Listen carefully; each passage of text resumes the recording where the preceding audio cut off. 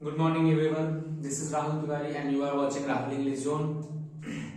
और आज पूरे देश में महाशिवरात्रि का त्योहार मनाया जा रहा है और जैसा कि हम लोग जानते हैं कि महाशिवरात्रि एक ऐसा पर्व है जिस दिन शिव और पार्वती की शादी हुई थी। उसी शादी की सालगिरह के रूप में हम लोग इस महाशिवरात्रि को मनाते हैं। तो आज सबसे पहले आप सभी लोगों को महाशिवरात्रि की हार्दिक शुभकामनाएं। भगवान शिव आप सभी के जीवन में इतनी खुशियां भर दे, इतना सक्सेस भर दे, इतनी सफलताएं भर दे कि आपका जीवन जो है वो पूरी अच्छे तरीके से कटे। बाकी आज महाशिवरात्रि के शुभ अवसर पे मैं एक नए अध्याय का शुभारंभ करना चाहता हूं कि मैंने ये सोचा कि मैं 10वीं कक्षा के जो संस्कृत है, 10वीं कक्षा का जो संस्कृत है, इस संस्कृत का भी मैं एनालिसिस करना चाहता हूं अपने चैनल के माध्यम से। तो सबसे पहले मैं आपको बता दूं कि जो 10वीं कक्षा का बुक है जिसका नाम है पीयूषम भाग 2, क्या नाम है? पीयूषम भाग 2। ये एक ऐसा बुक है जिसमें बहुत सारे आपको चीज जानने को मिलेगी। जैसे इसमें वेद के बारे में पढ़ना है, पुराण के बारे में पढ़ना है, संस्कारों के बारे में पढ़ना है, हमारे किस तरीके की नीति को फॉलो करना चाहिए, किस तरीके के नियम कानूनों को अपने जीवन में अपनाना चाहिए, कैसे हमें पूरे समाज को अपने परिवार की तरह मानना चाहिए, इस चीज के बारे में वर्णन किया गया है इस किताब में। इस किताब से आपको बहुत ज्यादा शिक्षा मिलने वाला है।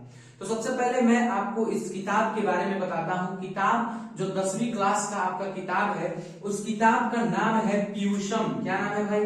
पीयूषम नाम है। पीयूषम का मतलब होता है अमृत। अमृत का मतलब तो आप समझते हैं, अमृत क्या होता है?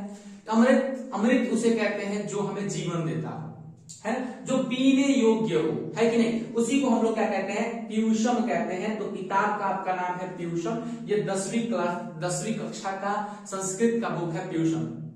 अब पीयूषम को स्टार्ट करते वक्त पीयूषम में हम आपको बताएंगे, पीयूषम में आपको बहुत सारे चैप्टर्स पढ़ने हैं, जिसमें से पहला चैप्टर आपका है जिसका नाम है मंगलम। पहले चैप्टर का नाम क्या है बाबू? मंगलम नाम है। मंगल नाम से ही आपको पता चल रहा होगा कि मंगल का मतलब क्या होता है। अब आपको समझाऊं, जैसे आप लोग कहीं देखे होंगे कि कहीं भी पूजा पाठ हो या शादी विवाह हो या किसी चीज का उद्घाटन हो, तो वहां पे पंडित जी लोग जो आते हैं वो सबसे पहले एक मंत्र का जाप करते हैं, जिस मंत्र को हम लोग इस तरीके से कहते हैं। जैसे क्या कहते हैं पंडित जी लोग? बोलते हैं कि मंगलम भगवान विष्णु मंगलम गणुध्वज मंगलम पुंडरीकाक्षाय मंगलाय तनोहरि। इसका मतलब समझाएं आपको। ये देखिए, एक मंगल कामना को कि आपका काम जो आप स्टार्ट कर रहे हैं वो बहुत अच्छे ढंग से हो, आपकी जो उद्घाटन हो रही है वो बहुत अच्छा ढंग से चले, आपकी जो शादी हो रही है, विवाह हो रही है, आपका जीवन बहुत ही अच्छे ढंग से चले, जिसके लिए मंगल कामना किया जाता है। कल्याणकारी कुछ मंत्रों के जाप किए जाते हैं। बस वही सेम चीज यहाँ पे पढ़ना है। मंगलम, मंगलम का हिंदी अर्थ होता है कल्याणकारी। आपको अगर हम बताएं तो कल्याणकारी, कल्याणकारी का मतलब होता है कल्याण करना, भलाई करना। इसका मतलब कि मंगलम जो चैप्टर है इसमें भलाई करने योग्य बातें लिखी गई है। इससे हमारा भला ही होगा, बुरा होने वाला नहीं है। तो सबसे पहले ध्यान देंगे, इस चैप्टर को स्टार्ट करने से पहले आपको कुछ मेमोरेबल पॉइंट्स बता देता हूं, जो कि बहुत इंपॉर्टेंट है। संस्कृत में ऑब्जेक्टिव क्वेश्चन में हमेशा पूछता है, आप देखेंगे, ध्यान से देखिएगा। जैसे हम आपको बता देते हैं कि उपनिषदों की संख्या, हमारे उपनिषद ये एक तरीके का धार्मिक ग्रंथ है। अब देखिए उपनिषद क्या है? उपनिषदों की संख्या होती है 108। कुल उपनिषद कितने होते हैं? 108 होते हैं। पुराण जो है वो होते हैं 18। पुराण कितने होते हैं? 18। वेद जो है इसे 4 भागों में वेद को बांटा गया है। वेद 4 होते हैं। जैसे आपने सुना होगा ऋग्वेद, सामवेद, यजुर्वेद, अथर्ववेद, आप सुने होंगे। इस तरीके से बाकी आगे पढ़ेंगे तो हम डिटेल में आपको बताएंगे वेद क्या होते हैं, कौन से वेद में किस चीज का वर्णन है, कितने मंडल है, कितने सूक्त हैं, कितनी ऋचाएं हैं, उसको क्या कहते हैं, ऋचाओं को पढ़ने वाले को। इन सारी चीजों की जानकारी हम इसके अगले वीडियो में आपको डालेंगे। पहले आज हम आपको बता देते हैं कि उपनिषद कितने होते हैं? 108। पुराण कितने होते हैं? 18। वेद 4। वेदांत जो होता है 6 होता है। वेदांत कितना होता है? 6। संस्कार हमारे 16 होते हैं। संस्कार के बारे में थोड़ा सा बस आपको बता रहे हैं। संस्कार क्या होता है? संस्कार एक ऐसी चीज है, जैसे हम बचपन से पैदा हुए, जन्म लिए और जन्म से पूर्व भी कुछ संस्कार अप्लाई किए जाते हैं। तो जन्म से पूर्व और अंतिम समय तक, मरने तक जो हमारे जीवन में हमें अच्छी राह सिखाता है उसी को संस्कार कहते हैं। नॉर्मल भाषा में इन सब चीजों के बारे में भी आपको पढ़ना है। उसके बाद हम आपको बताते हैं भाषा।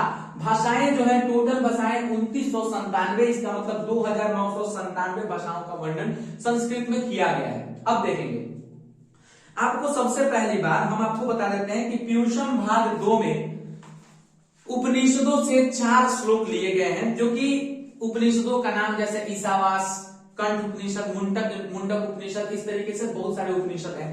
सबसे पहले इस बुक में, जो आपका बुक है मंगलम भाग 2, इस बुक में आपको दिए गए हैं कुछ, क्या बोला जाए, कुछ श्लोक दिया गया है, और वो श्लोक ऐसे हैं जो कि हमें इसका हिंदी अर्थ समझना बहुत जरूरी है। अगर हम हिंदी अर्थ इसका समझ जाते हैं तो इस चीज को किसी के सामने समझाने में, इस चीज को खुद समझने में, एग्जाम में अच्छे से लिखने में हमारी ये मदद करेंगे।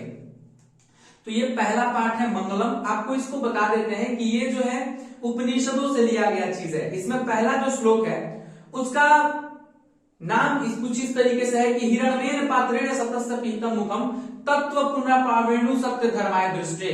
ये ईशावास्य से लिया गया है, ये ईशावास्य उपनिषद से लिया गया है। इसमें बताया गया है कि हिंदी अर्थ अगर इसका देखेंगे, हिरण्येन पात्रेण सतस्य पीतम मुखम तत्व पुनरापावेणु सत्य धर्माय दृष्टे, इसका मतलब क्या होता है? इसका मतलब यह होता है कि हे प्रभु, इसको दर्शाने के लिए, संबोधन के लिए हे प्रभु हम यूज करते हैं। तो हम यहाँ पे क्या कहेंगे? हे प्रभु, सत्य का मुख सोने के पात्र से, हिरण्येन का मतलब होता है सोना, हिरण्येन का मतलब क्या होता है? सोना। पात्र माने बर्तन, पात्र मतलब बर्तन। इसका मतलब क्या हुआ कि हे प्रभु, सत्य का मुख सोने के पात्र से ढका हुआ है। किस चीज से ढका हुआ है बाबू? सोने के पात्र से ढका हुआ है। और अगर हमें सत्य धर्म की प्राप्ति करनी है, सत्य की और धर्म की अगर हमें प्राप्ति करनी है, तो हमारे मन से, हमारे जो अंदर की जो इच्छा है, हमारे मन से मोह माया का त्याग करवा दे, मोह माया को हटा दे। तो पहले श्लोक का अर्थ आपको समझ में आया। पहला श्लोक हमने आपको बोला कि सत्य का मुख सोने के पात्र से ढका हुआ है। अगर हमें सत्य और धर्म की प्राप्ति करनी है तो हमारे मन से, हमारे जो इच्छाएं हैं, इनसे मोह माया का जो जाल है इसको हटा दिया जाए। चलिए दूसरा नंबर जो श्लोक है वो है कि अरुणयान महतो मह्यान आत्मस्य जंतो निरतो गुह्याम। इसका मतलब कि आत्मा बड़ा से बड़ा और छोटा से छोटा होता है। आत्मा बड़ा से बड़ा और छोटा से छोटा होता है। आत्मा से जंतु निरतो गुह्याम, इसका मतलब कि यह जंतु के, यानी जो जंतु है, जीव है, जीव के हृदय रूपी गुफा में निवास करता है। कहां निवास करता है भाई? जीव के हृदय रूपी गुफा में निवास करता है।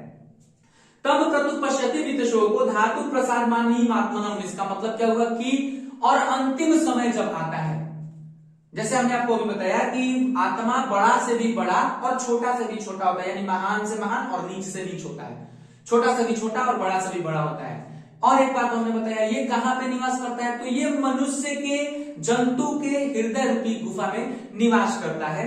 और अंतिम समय आने पर यह सारे मोह माया को त्याग कर, सभी मोह माया जाल जो फैला हुआ है, इन सभी को त्याग कर परमात्मा में विलीन हो जाता है। किसमें विलीन हो जाता है? परमात्मा में। ये अभी दूसरा श्लोक था, ये कंठ उपनिषद से लिया गया था। किस उपनिषद से लिया गया था?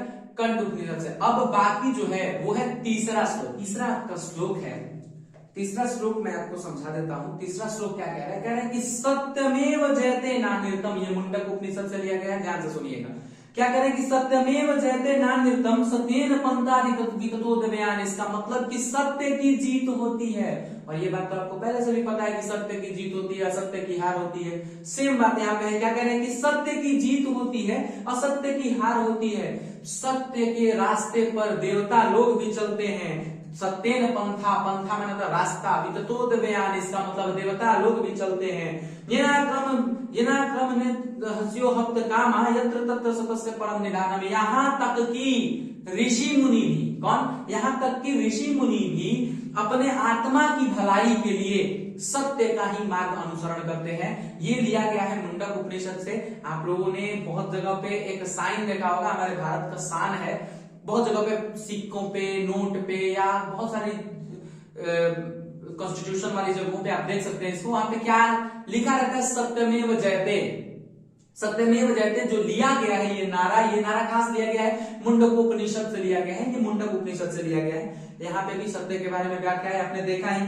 अगला जो चौथा नंबर है, चौथा नंबर आपका क्या कह रहा है? चौथा नंबर आपका कह रहा है कि यथा नद्या स्कंदमाना समुद्रे अस्तम गच्छति नाम रूपे विहाय। अब ध्यान से सुनिएगा, ये एक जीवन की सीख है कि भाई अगर तुम्हें बड़ा बनना है, तुम्हें अगर विस्तार करना है, विकास करना है, तो तुम्हें अपने रियल नाम, अपने रियल गुणों को त्यागना होगा, थोड़ा सा अपने आप को अपग्रेड करना होगा, तब जाके आप एक बहुत ही अच्छा बड़ा सा समुद्र बन सकते हैं। जैसे यहाँ पे कह रहा है, क्या कह रहा है कि अगर जिस तरीके से, यथा नद्या का मतलब होगा कि जिस तरीके से बहती हुई नदियां अपने नाम रूपों को त्याग कर, मान जाइए इसका नाम है गंगा, ये बह रही है, लेकिन अगर ये मिलेगी बंगाल की खाड़ी में, जब बंगाल की खाड़ी बहुत बड़ा सागर है, बंगाल की खाड़ी में जब ये जाके मिली, तो क्या यहाँ पे इसका नाम गंगा रह गया?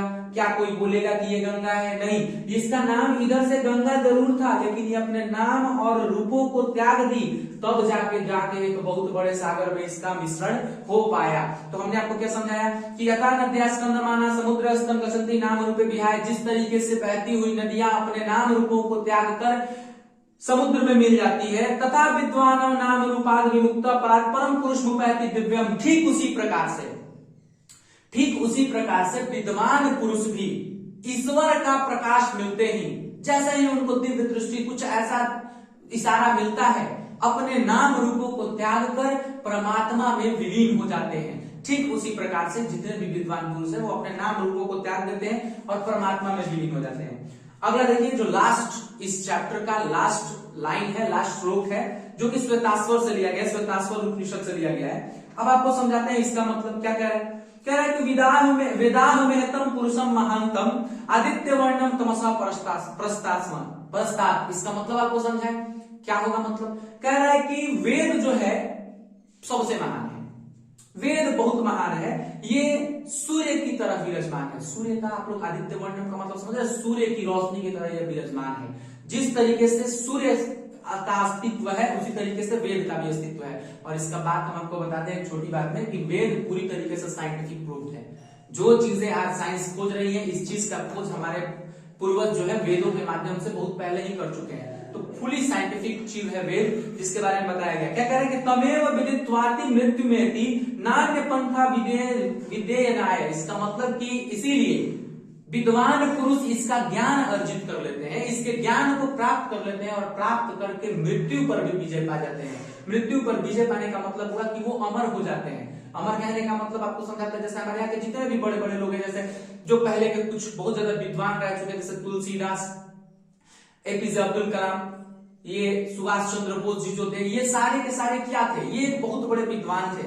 इन्होंने सारे वेद, सारे पुराण, सारे उपनिषदों का ज्ञान अपने दिमाग में रख लिया था, जिसके चलते इनका नाम हम आज तक जान रहे हैं, है कि नहीं। और शायद हमारी आने वाली पीढ़ी, जितने भी पीढ़ियां सभी जाने भी, तो ये अमर हो गए हैं, इनका नाम मिटने वाला नहीं है। ठीक उसी प्रकार से इस चैप्टर में जो लास्ट वाला था, इसका मैंने अब आपको समझाया, उम्मीद है आपको समझ में आया होगा।